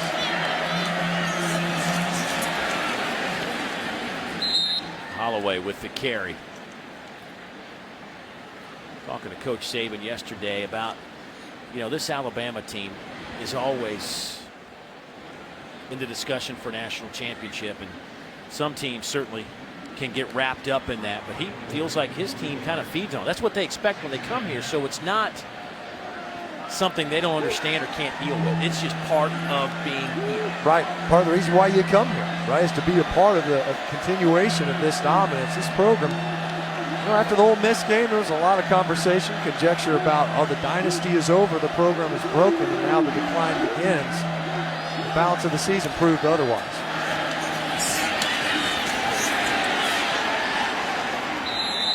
Gain of a yard. Payne, true freshman nose guard. Here's some of that dominance we've talked about since that 08 season. Staggering numbers. Well, it's funny when he mentioned that, you know, the expectation of excellence and the pressure, and you could tell how much time they spend on the psychological, the mental aspect of this game. There's so much is said about the physical attributes of these teams, how big and strong they are, how well they develop players. But there's a big piece of it that's mental. So in the past couple of games, we've seen this. The relief syndrome, he said, where guys would get up on teams and kind of relax a little bit. Cost them in the Sugar Bowl season. Incomplete, stop the clock with 17 seconds, and it'll be fourth down. It's not often you hear coaches reference relief syndrome. Right. It's not something you hear that it just pops up in the production meeting. But it's one of those aspects where these coaches are honing in on that, and they're afforded that opportunity. You've got a lot of finished products coming into this program, 4s and 5 stars. So at what level are you developing players? You get them in the weight room, but the other piece of it is psychologically, are they prepared for the expectations at a program like this one? Double safeties again. Delaney short. Fair catch called for by Jones. He will scoot over and make the grab. So no return this time around. Well, Wednesday, the SEC ESPN Network grants you an all-access pass into Arkansas football for their big game against Mississippi State. You'll get never-before-seen footage and sounds from pregame to postgame. SEC Inside, presented by Chick-fil-A for Mississippi State and Arkansas, Wednesday, 7 o'clock Eastern on the SEC ESPN Network and streaming live on the Watch ESPN app. Well, you mentioned Arkansas. They came and played this Alabama team and ever since that loss, they probably are the most improved team in the league since the midway point. I would agree. Yeah. And we've seen this happen before with Arkansas. Last season, they lost to Mississippi State, and then they were a different team the rest of the way in. It seems like it's defensively when they start to click, it just takes them a while to get going. Harris on the handoff, and that'll probably be the last play of the first half. A half that was dominated by Alabama. Scored just about every way imaginable. They lead it 49-0. We will hear from Casey Smith with Coach Nick Saban coming up on the Auto Owners Insurance Halftime Report. But Alabama leads it by 49. Time to get it to Dari and the gang in the studio. 49-0. Alabama out in front after 2 quarters of football. Moments away from the beginning of the third quarter here at Bryant-Denny Stadium. Dave Neal alongside Matt Stinchcomb, and then on the sidelines, Casey Smith. Time now to take a look at who's playing with style, brought to you by Belk. And pretty easy in the first half to figure out who had a little stylish game. How about Cyrus Jones? A pretty flashy style, right? Nothing subtle about what he did in this game. A couple of nice punt returns, a nice kick off the shoe. Get to that first one, then the second one, showing some great hands. Infielder style, getting that ball, taking that one to the house, and then he got greedy. It wasn't enough. Special teams wasn't scratching the itch. So we had to get in there and make a couple other plays, not only with tackles for loss, but on a play very similar to that one where we just saw taking the pitch. Gotta love that right there. That's a great play. And he almost took it to the house. Yeah, I know what? I bet he's disappointed. Yeah. Very disappointed. 5 yards short. Alabama will kick it away to begin the second half, and out to the 25. The Charleston Southern offense will go to work. Let's go down to the sidelines, visit with Casey. Well, Dave, I talked to Charleston Southern head coach Jamie Chadwell right after halftime, and he said that they knew coming into this game that Alabama was just a better team than them, but they were disappointed at some of the things that happened in the first half, one of those being a turnover and a botch punt. He said they're very uncharacteristic. He said he felt like his team almost gave up a little bit in the first half, and that was the message at halftime. Guys, keep playing. You're a good group of kids. We've got a lot to work for with the FCS playoffs coming up. Thanks, Casey, and that's certainly a tough situation for Charleston Southern. They'll start this drive at the 25. They'll go with Kyle Copeland at quarterback. He will run near side and get knocked out of bounds. And he'll lose a couple of more yards. Sean Dion Hamilton coming in to make the play. That is now 7 tackles behind the line for this Alabama defense. They are closing in on 80 with a week of regular season football left. You couple that coming into the game with 38 quarterback sacks, and very few defenses are able to penetrate the offensive backfield as well as Alabama does. And the other challenge, of course, is that even if they do just hold the point of attack at the line of scrimmage, you're not getting much farther than that, especially on the ground game.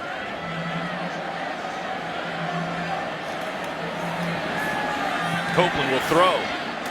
Pass caught. First down, Charleston Southern. By the way, the 49 points by Alabama in the first half were the most in a single half under Coach Saban here in Tuscaloosa. Previous high was 45 at Duke back in 2010. It's also the most points in a half by a Crimson Tide team since scoring 52 in the first half against Vandy back in 1990 when they led 52-7 at the break. Unbelievable. Well, I mean, look, you get a couple of punt returns and then a defense. They set you up on a 5-yard line off the turnover. Pile up those points pretty quickly.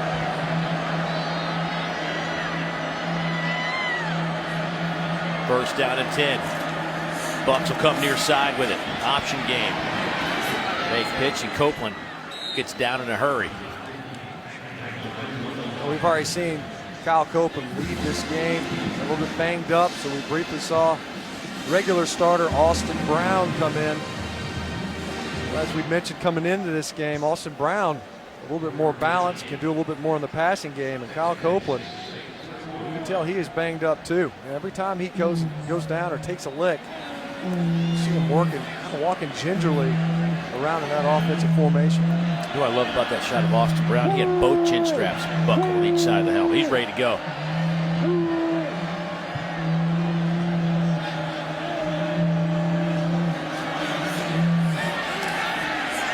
Down the middle, that one is easily picked off on the back end. And this could go for a big gain back to the 30-yard line. Jabril Washington with the interception. Flag down back at the 35.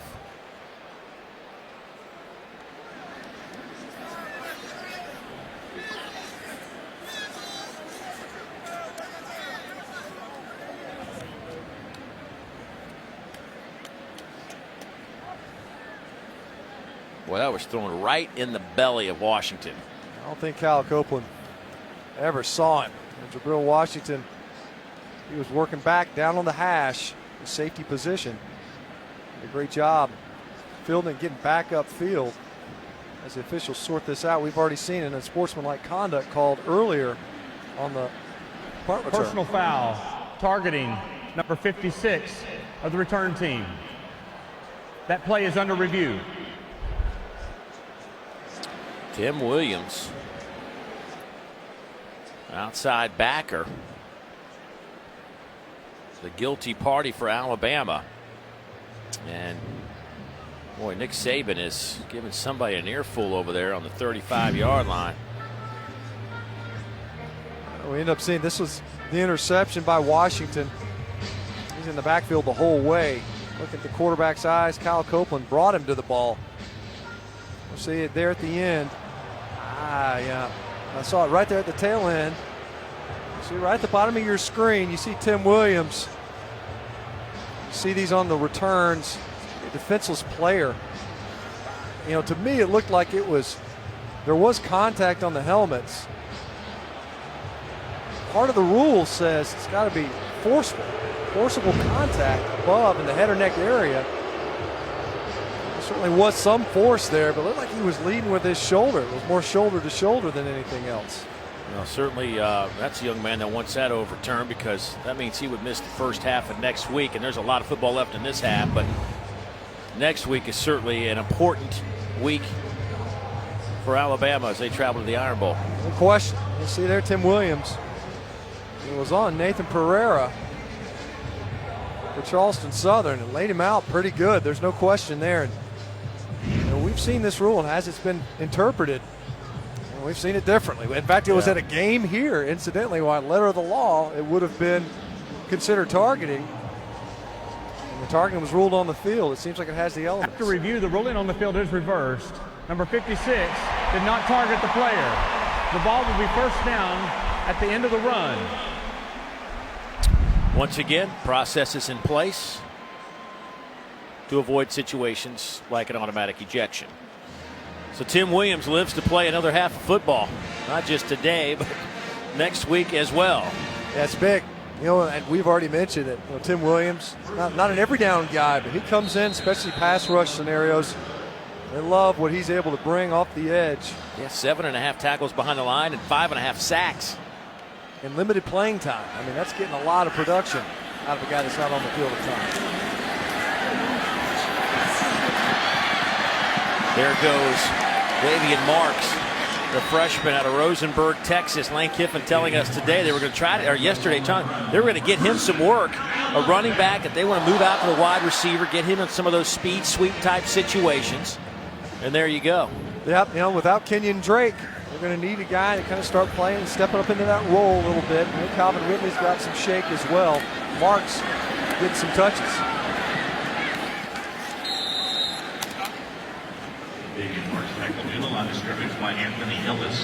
Marks again on the carry. Ellis brings him down, but between Damian Harris, Bo Scarborough, Marks, a lot of these young guys getting some work. Scarborough lines up at tailback. Has that brace on that right knee after an ACL tear. Marks 6'2", 240. Picks up a yard. Where do they find these guys? Derrick Henry, 6'3", 240. Your quarterback, 6'5", 240. I'll tell you what, I think these guys find them. Right. Here's a guy in Dallas Warmack. There's a familiar name if you're an Alabama fan. It's Big Brother Chance. Big Daddy. Dallas isn't quite as He ain't quite as big as his big brother, but he's not lacking in size either. They love his athleticism. Surprised he's not a running back.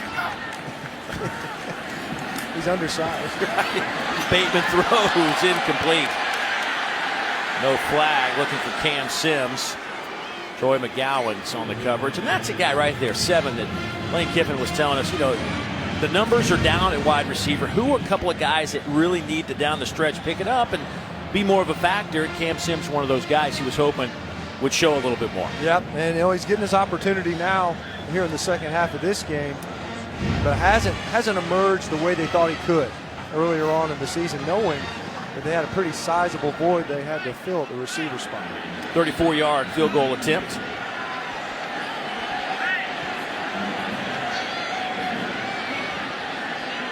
J.K. Scott is going to attempt a field goal. J.K. misses wide right. Interesting that the Alabama punter getting a chance to attempt a field goal. Adam Griffith has been so solid, but this time J.K. Scott misses wide right. Eli Golds, now in his 3rd decade as the voice of the Tide, called the action for every Crimson Tide game since 1989. He's seen a lot of touchdowns, but he hasn't seen 2 punt return touchdowns in the same game ever. Well, here's one of his calls. And Burns again rugby's this one. It bounces high. Cyrus takes it off his back shoulder. He'll come to the near side, running room. He's to the 50. Down the right sideline, 40. He's to the 30. With blocking help, he cuts left to the 10, to the 5. Touchdown, Cyrus! 72 yards. His 2nd punt return for a touchdown today. That's my boy Eli getting after it on the call. That was an exciting one, too. You know what? I hope he didn't waste it all on that first one. Oh, it was great to come to Tuscaloosa, catch up with Eli. He's got some great stories. Not just football, but some NASCAR as well. Here's the pitch to the wide side, and nowhere to run as usual. That one goes to Barnwell. And a flag comes in late over there. Yeah, they're going to get number 7, Tony Brown. He's got his arms up in the air, but he was well out of bounds. Gave him a little extra shove. Officials are going to be sensitive to that sort of thing. Personal foul. Late hit number 7. 15-yard penalty. Automatic first down. You see number 7 coming in there, and Barnwell's already taken care of. Just gives him a little extra juice there towards the end. It's not necessary.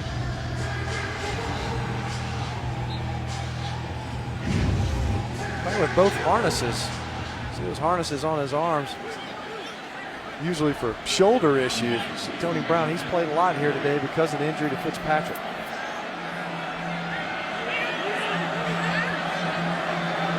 On first down. Little razzle dazzle. That one goes to Keelan Fraze. And he'll get it to the 40-yard line. Gain of 7 on that play for Charleston Southern. We were talking about the score and how quickly it escalated there in the first half. A piece of it, and we haven't seen Austin Brown, is to try to get out of this game healthy. Both these squads coming in here with a lot to play for beyond this game, knowing that the playoffs await Charleston Southern and Jamie Chadwell. Of course, Alabama is chasing an opportunity and a berth in the college football playoff. Jamie Chadwell, an East Tennessee State grad back in 2000.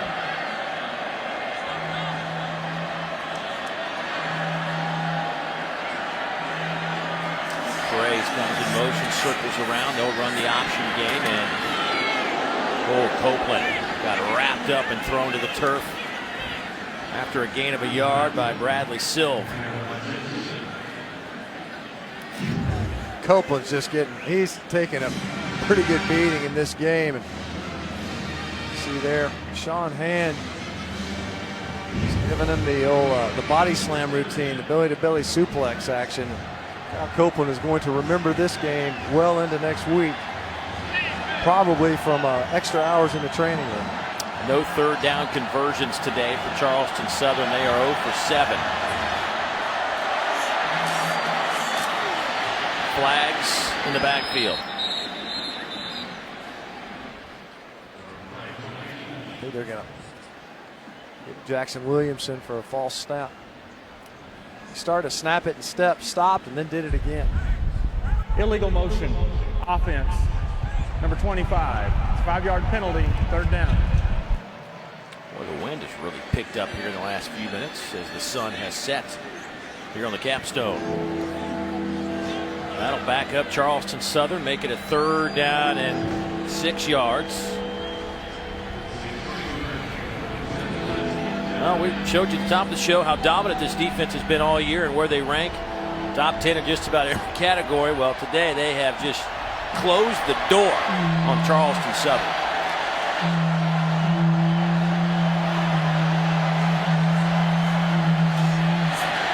Copeland scrambling out of trouble. Needs a block. Boy, bunch of collisions on that play. Copeland slow to get up. That one, Copeland, he ended up going down. It looked like it was a couple of shots. I think he ultimately went down on his own. Tony Brown was flying up, trying to give him a shot. And, he did not slide, give himself up. He ended up sliding head first. You're still a live ball carrier. But he's got to be smart. They need to make sure that he gets out of here intact. He's certainly taking a bit of a beating here.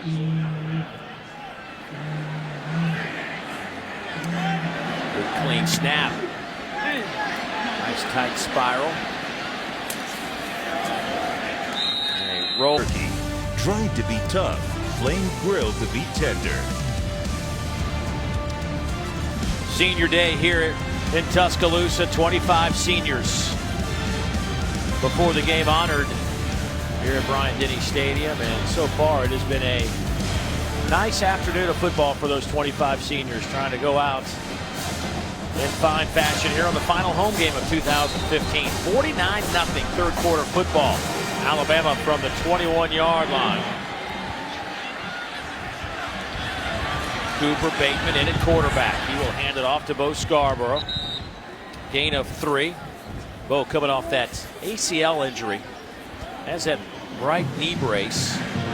Young man that grew up here but transferred down to the IMG Academy, who actually played for former Florida State quarterback and Heisman Trophy winner Chris Winkie back at IMG Academy. Still not quite 100%, but good enough to get some work. He certainly looked pretty good on his touchdown run. I know that. It didn't seem to bother him. Nice play fake by Bateman. Pass is caught on the near side by Sims. Bounces around off a couple of players. Troy McGowans will get credit for that tackle, but a 9-yard pickup, good enough to pick up the first down. Man, he had Derek Keefe wide open downfield. 81 running by himself. Nice throw and catch. Missed an opportunity to push it deep for another big play.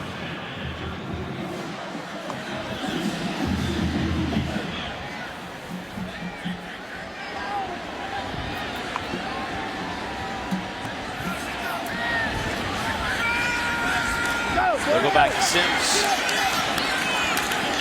Nowhere to run. No gain on the play. Malcolm Jackson, good coverage by the Buccaneers. Alabama offensively today has put up 281 yards. Of course, 2 of their touchdowns on punt returns by Cyrus Jones. Cooper Bateman took over late in the first half at quarterback for Jake Coker, who had a couple of touchdown passes. Coker today was 11 of 13, 155 yards. Scarborough to the 43-yard line. Should be good enough for the first down. See what they like at Bo Scarborough. They've shuffled around the offensive front. Big number 58, Brandon Green. He's number 81 in the first half, 89 rather. Lined up as a tight end. Now he swaps his jersey out so he can play tackle over there on the right side. Slid Corin Curvin, who started this game at right tackle for injured Dominic Jackson, over to left tackle to get him some reps there. Couple of fakes, Bateman to throw. Incomplete, no flag on the play. Looking for Ty Flournoy-Smith. Lorenzo Mathis on the coverage for the Bucks. A couple of catches contested. Maybe that left hand was wrapped around Flournoy-Smith, but officials have let him play by and large, especially in the secondary.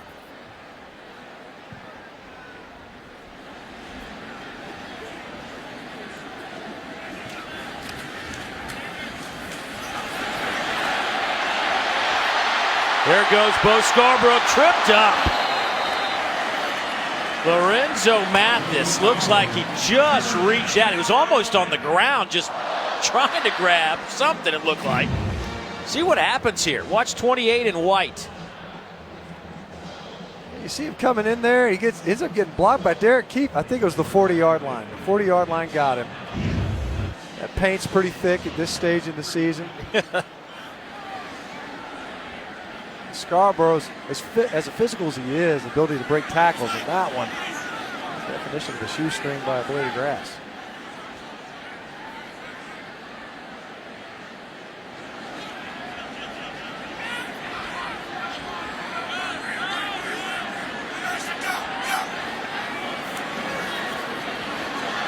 Bateman being chased.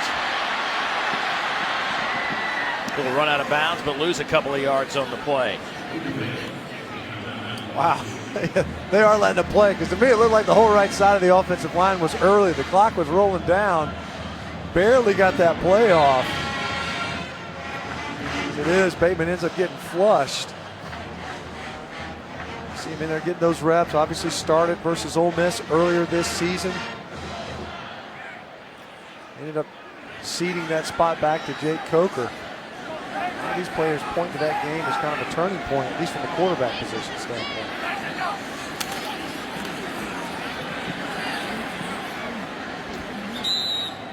Handoff will pick up 4 yards. Damian Harris on the carry. No Kenyon Drake, at least for a couple of more weeks. The senior out of Powder Springs, Georgia. Injured last week, saw him before the game down on the field, has a sling. But there's a chance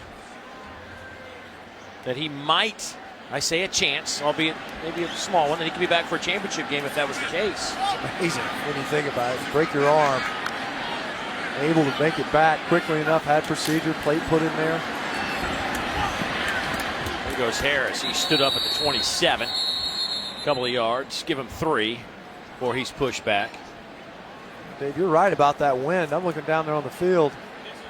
It's like a nacho box or something blowing around. At first I thought they threw a flag.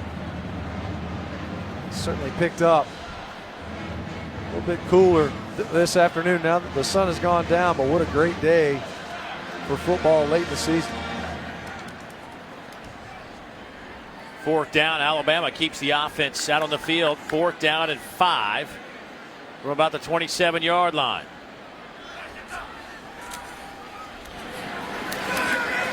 Underneath pass caught by Dalen Charlotte, the true freshman out of Patterson, Louisiana, but shot. SEC ESPN Network, Myles Garrett, he will put the camera down, put the pads on. A&M playing their first ever game at Vanderbilt. That game goes about 7:30 Eastern time. We update Chad Kelly plunging into the end zone for the 2nd time as a runner to go along with 1 as a passer. 2-touchdown lead for Ole Miss. Hey to the Alabama fans, Ohio State tied with Michigan State in the 4th, guys. Thanks, Dory. I watched that flip by Chad Kelly. If that had been me, I'd be in traction in the hospital for months. Good to be young. Here's a scenario for Alabama. They will clinch the West, play Florida in Atlanta if Ole Miss loses that lead, although Ole Miss playing pretty good right now. So it looks like next week Alabama's going to have to come up with the win at Auburn in the Iron Bowl if they want to play for another SEC championship against the Gators. If that's the case, it'll be the 8th time they've met Florida in the championship game. Gators lead that series 4-3. It's been a while, you know. Yeah. They're for all back-to-back years where it was the top 2 teams in the country, a de facto national championship game in the SEC title spot there with Typically the Gators or the Tide either going undefeated, the other one only with one loss.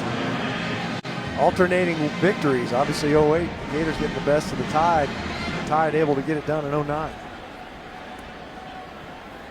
Interesting that it's taken that long. You know, Alabama continued on. That was kind of the cornerstone of what's become a dynasty of sorts in this program. Meanwhile, you know, when Florida lost Urban Meyer, kind of muddied their way forward for a little while. They were able to find their way back to the East Division title.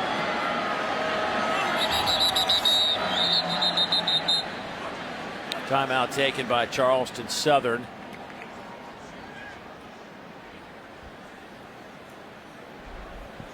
Timeout. Charleston. Steve from Thompson Bowling Arena. By the way, big news today. North Carolina, #1 team in the country, upset by Northern Iowa. Wow. Maybe Kentucky slides up to that #1 spot after their big win earlier this week against Duke. Here's the pitch on first down. Goes to Fraze. He is lost the football. Who's going to come up with it? Well, he got popped right on the sideline. Adam Allen may have fallen on it. I believe that was Adam over there that got the football. Fraze got popped right before he got out of bounds. Yeah, it was Ronnie Harrison. Got his shoulder in there right on the football. Came popping out. Got by Allen to get downfield and come up with the recovery. A nice gain for Charleston Southern.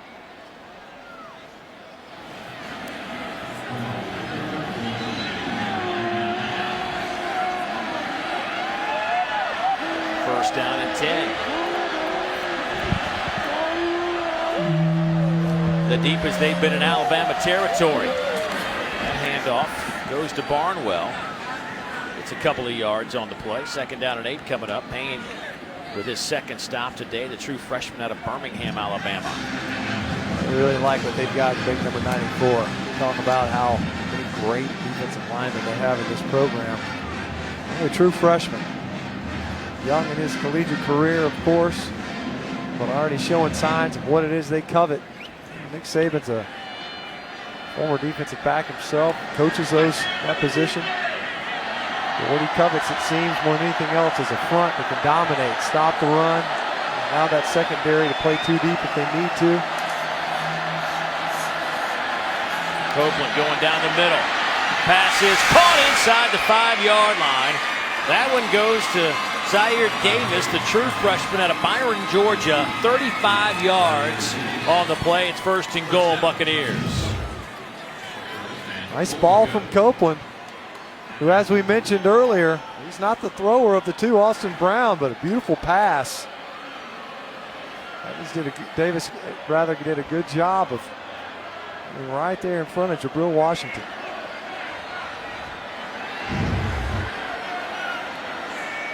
Tim Williams checking in for Alabama. Darren Lake also coming in for the Crimson Tide. Lake getting some substitutions off the field, but they get off in time. First and goal, Bucks. Ball sits about the 3. Option game, Copeland keeps it, dives, touchdown, Charleston Southern. The Bucks able to finally get it into the end zone. Nice drive. See that to open up the fourth quarter. Copeland faking the pitch and angling his way towards the end zone. We'll tell from that angle. Close enough. Yeah, I believe it is.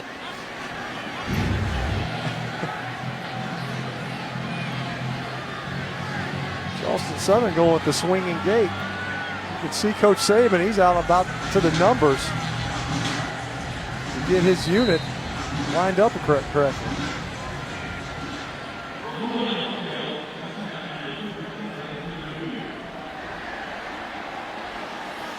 I guess they didn't have their audio turned up when I said it was close enough. I agree, though. I think it's close enough. I think he got in. If nothing else, hey, if nothing else, the guy's been getting hammered all game. He certainly earned it. Right. That meant for a lack of trying. Yeah, to me it looks like it's hard to see if his left knee was down. It's kind of obscured with some of the other players, but it's It's hard to tell. Listen, the ball was in his right hand, and he was definitely reaching it forward.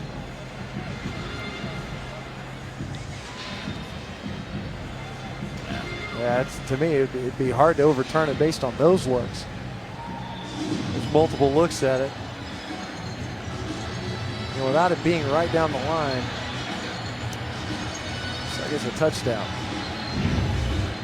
Let's give him a 6 and move on. There we go. After review, the ruling on the field stands. Touchdown. There you go. There it is. If they just listened to me, we could have avoided the 3 minutes. That's right. Maybe we need to get you. I should just your ask me. headset. That's just right. ask me. Get you wired into their communication devices. Dave Neal in the booth said it was a touchdown, guys. Oh, that carries a lot of weight, I'm sure. Charleston Southern will line up for the point after attempt. This time you could see Alabama with the 2 defensive linemen. Throw back over the middle, trying to get the 2-point conversion, and it's picked off. Nathan Pereira, the wide receiver, threw the pass back over the middle. Why not? Listen, I like the swinging gate. You know, Alabama was not prepared for it prior. They weren't lined up correctly. The review killed them. The review killed them. Clemson going in as a #1 team. South Carolina reeling after a loss to the Citadel today. Oklahoma State, Oklahoma, Bedlam. There are 2 games right there. One in the Big Ten, Ohio State, Michigan. Back-to-back weeks, the Buckeyes got to face the best that Michigan has to offer, the state anyway. You got Michigan State today and Michigan next week. Short kick. Taken by Ty Flournoy Smith, the tight end. He's out close to the 40-yard line. 19-yard return, and that's where Alabama will have it up 49-6. Well, they said a cold front was coming through. I think it's made its way. Yeah. They're bundling up now. Lane Kiffin's got the parka and gloves on today. All that time in California to thin your blood out a little bit. Been back here, this part of the country, for a couple seasons now. It's nothing like driving in Tuscaloosa and looking for a radio station. You find the Bear radio. I mean, you know what I mean? It's just like perfect. It's like, I'm here now. That's right. Pass over the middle. Caught by the freshman Hale Hinkes. E.J. Curl, the safety, coming up to make the play.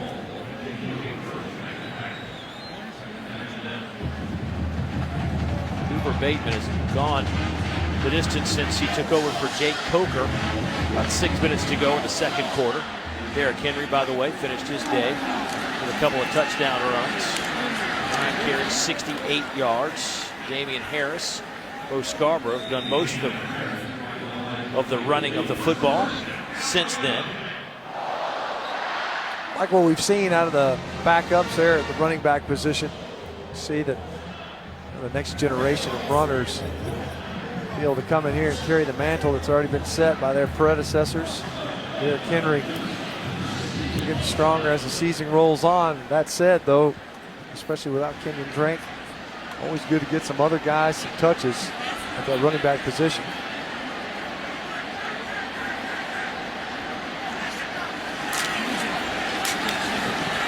Scarborough takes it down to the 42-yard line. Told you about Derrick Henry. 7.5 yards per carry today. Couple of touchdowns. Did have that one reception for 28 yards. Mark Ingram, of course, won the Heisman in 2009 for Alabama, the first to do so. Those are his numbers. Look what Derrick Henry has done. According to ESPN Heismanology, he is #1 on the list right now. You see why. I mean, you always have those Heisman moments. I think back to Mark Ingram's year when he won it. The game versus South Carolina, they took 6 direct snaps on that final drive to come back and win. Secure what was otherwise an undefeated regular season for Alabama. Scarborough running like Derrick Henry down to the 32. you know, I go back, there's always a moment or something. For me, so far, for Derrick Henry, it was that last drive against LSU. They cut it to 14. There's 9.5 minutes to go. And Alabama runs out the clock. And how did they do it? Throwing the football? No. They're feeding their horse. He had 82 yards in that drive. It was his drive, you know, and you're exactly right. It was a lot like that South Carolina drive. The difference being they were salting away a win as opposed to coming back. But you're going head-to-head with the then front-runner for the Heisman Trophy. And to put 210 yards up, that's quite a statement. 3 straight games with over 200 yards against top 25 teams. Yeah, it's just, you know what, it's one of those things where you're kind of quiet earlier on in the season. You heard a lot about Nick Chubb. Right. You hear a good bit about Leonard Fournette. It was like a 2-horse race. It was just too crowded. You know, you've already got 2 elite backs in the conference. And Chubb didn't make it out of the Tennessee game. Obviously, Leonard Fournette has struggled 2 weeks prior to even today versus Ole Miss. Held to under 100 yards versus Alabama, and then the following week versus Arkansas. By the way, that's a route to make. 38-17 was the last score. I got Ole Miss up on LSU, and things are going south in a hurry for the LSU Tigers.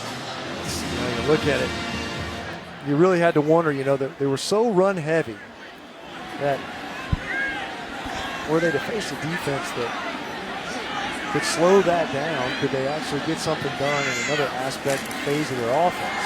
Daniel Harris has been good at times when they wanted him to play. The difference is if you force him to, can he do it? Can he get the job done? Look at Arkansas. They were a run-heavy team, and they start throwing it around a little bit. They get some receivers healthy. Brandon Allen's shown that he can throw with anybody in this league. They've kind of changed a little bit, still run dominant. Oh, yeah. But their pass game makes them a viable team now. They're very balanced this year. You know, Dan Enos, I think, he did a really good job. I mean, we were talking about this too. They had the luxury of a bye week after losing to Alabama. They came in here, played well through about 3 quarters, but you come out of playing this team and this defense is different. You don't view yourself the same way. It kind of skews it. They had that bye week. They're able to get a victory over Auburn the following week after.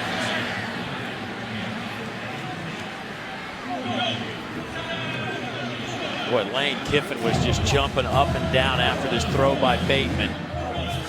Sims was open just to throw too far out in front. And Coach Kiffin was jumping up and down like, are you kidding me? Coach Kiffin's active, man. Does he stretch out before the games? He's still a young guy. They'll go handoff Scarborough on 2nd down. Get a couple of yards. Noah Oliver makes that tackle for the Buccaneers. But, you know, it's all about for Alabama next week. And basically for them, it's playoff game, playoff game, playoff game. Right. Yeah, I mean, that's the difficulty, I think, when you play, not just in this conference, but in this division. You know, that you got to bring your A game. Coach Kiffin there working his magic. Once again, breaking in a different quarterback. Coker last year, a lot of people thought he was going to be the guy. Transferred from Florida State. Not the case. Rick Sims did an excellent job. Whatever play Coach Kiffin just called did not work. Damian Harris got hammered. Flags on the play. I think they were trying to get guys switched up, moved. Somebody needed to be on the line. Somebody needed to back off the line. And somebody moved early. It's kind of a mess. Some with the snap count there because the whole right side moved, the whole left side didn't. Never ideal. Illegal motion. Offense, number 34. The penalty is declined. It's 4th down. Offensive line coach Mario Cristobal also out there yelling at guys. It may be 49-6, but these guys are still coaching them. Mario Cristobal's another name that's kind of floating around. His alma mater, Miami. That job's one of the many that are open and looking for a new head coach. Replacing Al Golden. Everybody else down there has jackets on except Mario Cristobal. I love it. On 4th down, here comes Alabama going for it. Over the middle, pass is caught. That'll be a 1st down around the 5-yard line. That goes to Cam Sims. 17 yards on the pickup, but it's quite obvious they're trying to get Sims some rhythm here. Yeah, it was one of those guys, as you mentioned, the coaches wanted to get involved, wanted to get more out of him, getting him some targets, some looks. Cooper Bateman was a little bit off on the earlier throw when he rolled out, just outside the grasp of an outstretched Cam Sims, that time able to come up, make the catch in traffic.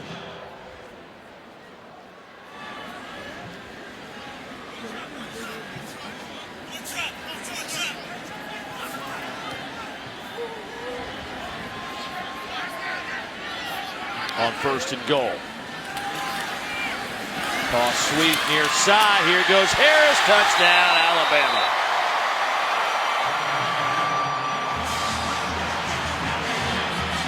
His first career touchdown as a member of the Alabama Crimson Tide.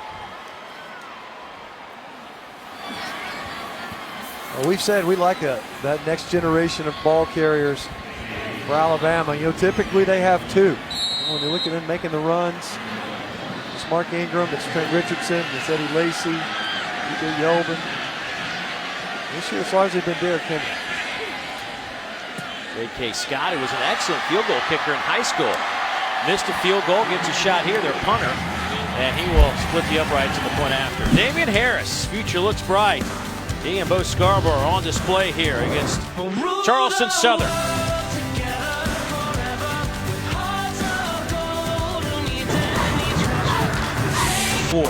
Here's the list. What do you think? Break it down for us. Yeah, I got to tell you, man, I'm looking at this list. I'm starting to wonder after today. Yeah, there's a couple of LSU is let me down, you know. But you know, you look at it, 68% of their offense was on the ground, and 40% of it came from Leonard Fournette. Now that's changed the past couple of weeks. I have to reconsider that one with Derrick Henry. But Reggie Ragland is one of my favorite players to watch. Does so much for this defense that in my opinion, is the best one in the country.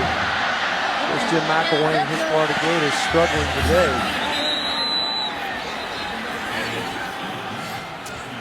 Maybe Cyrus Jones might sneak into that special teams Saturday too. That's right. I liked your coordinator of the year, Derek Mason, the head coach at Vandy, taking over the defense. What a job they've done. By number 15, he's done a tremendous job. Ball I mean, he really has. 35-yard line, first down. You could see it changing at the end of last year when he took over the reins on the defensive side of the football. I love what Derek Mason's done this year. All right. Time out on the field, back to Tuscaloosa here. The crowd's reaction was like Alabama just scored the winning touchdown against Auburn. That's right. They were fired up.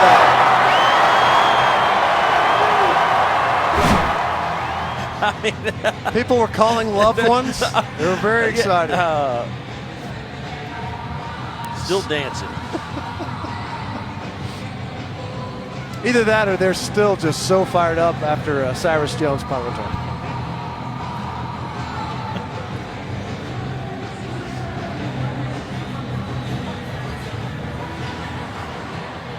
Well, the crowd that has stayed, there are loyal Alabama fans, and then there are these fans. That's right.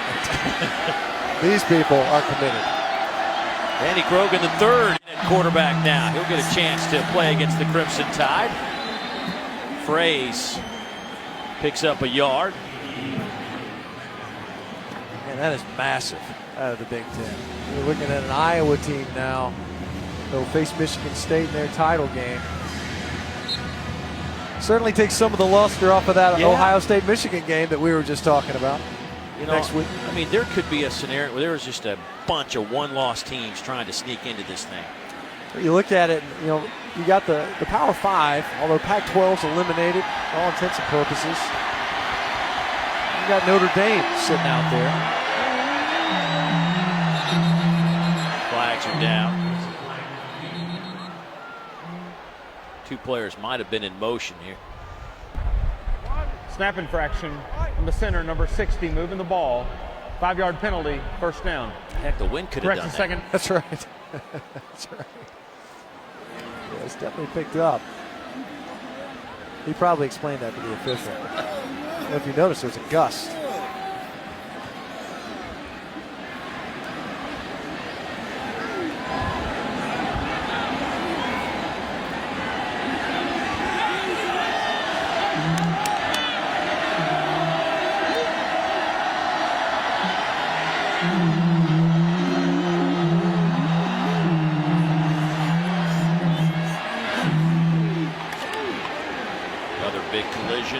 short of the original line of scrimmage. Frey's getting some work today. You look at the way Alabama played in this game. There were no tin horns in this game, not this time around. It was nothing running down anything of the sort.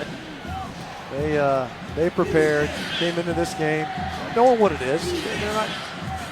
They understand the situation. Senior day, obviously an FCS opponent, a very good FCS football team. But those are certainly two totally different fields, really.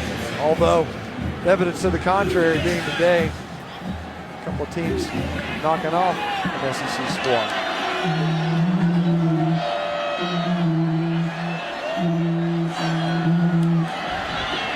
Third down, they'll run it, nowhere to go.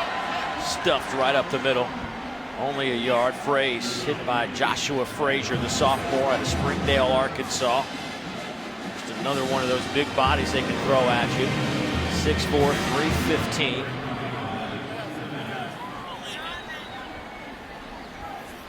I'd like to see the guy who could throw that body. I think A'Shawn Robinson could probably. Maybe Jaron Reed. You know, we saw A'Shawn jump over a lineman last week. That's remember? Right. Yeah. I mean, that guy's. I think we saw him do a couple of back handsprings earlier.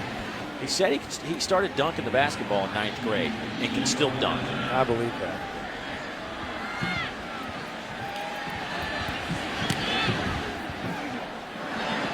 Boy, great kick. Fair catch called for. 49-yard punt taken by. There goes Davis. Oh my God! Davis is going to run it all the way back. Auburn's going to win the football game. Auburn's going to win the football game. Auburn wins. Auburn has won the Iron Bowl. Sims going to go deep. Watch Cooper. Cooper's got it. Touchdown, Alabama. Alabama wins the highest scoring Iron Bowl in history. Just the last 2 years. I mean, you go back, it just game after game, thrilling. The Iron Bowl, a week away.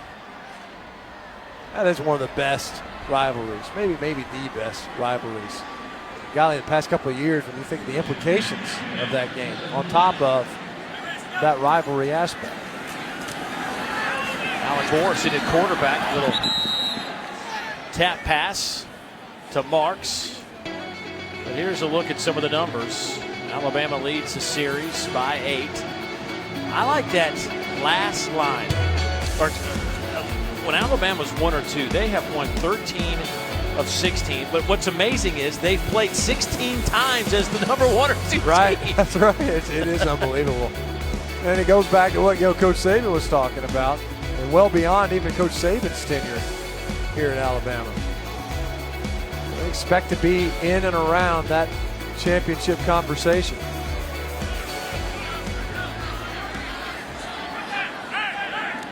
Alabama certainly a chance to win an SEC title if they can get through their rivals. Ronnie Clark on that carry, getting some work.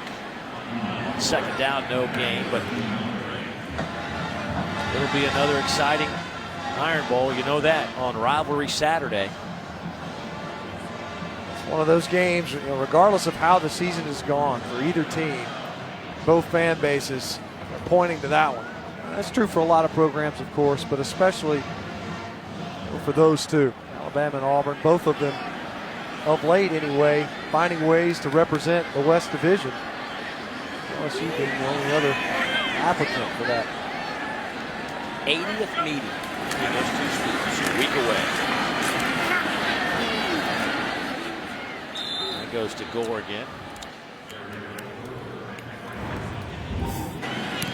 Well, Cyrus Jones, our player of the game. A couple of punt returns.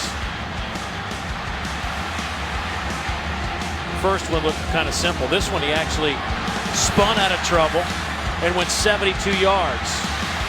He would finish with 3 tackles for loss, a forced fumble, a fumble recovery, and then what I think was just awesome is when he intercepted the pitch. How good is that? Just great anticipation. Our Quick and Loads player of the game, Cyrus Jones.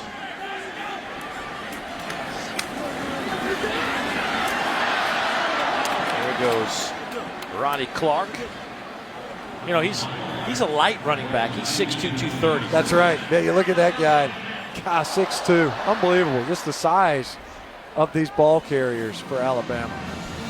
That may do it. Crimson Tide looks like that Nick Saban's going to take his headset off, walk across the field, and that will put an end to this one. Charleston Southern will head to the FCS playoffs. Alabama will head over to Auburn.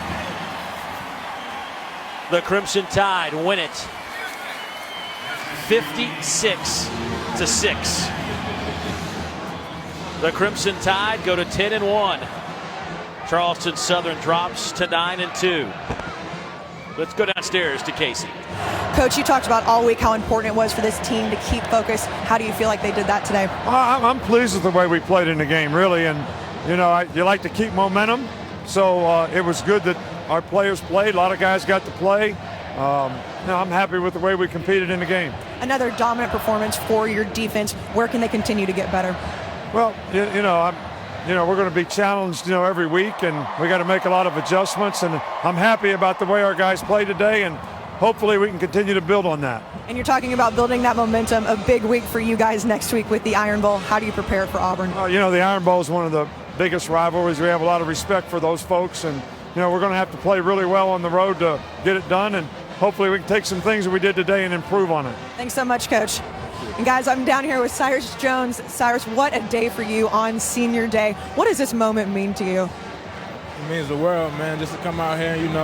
My last game in Bryant-Denny has been a long, enjoyable 4 years, and I just treasured this experience, and it just felt good to get out there and make some plays in my last game.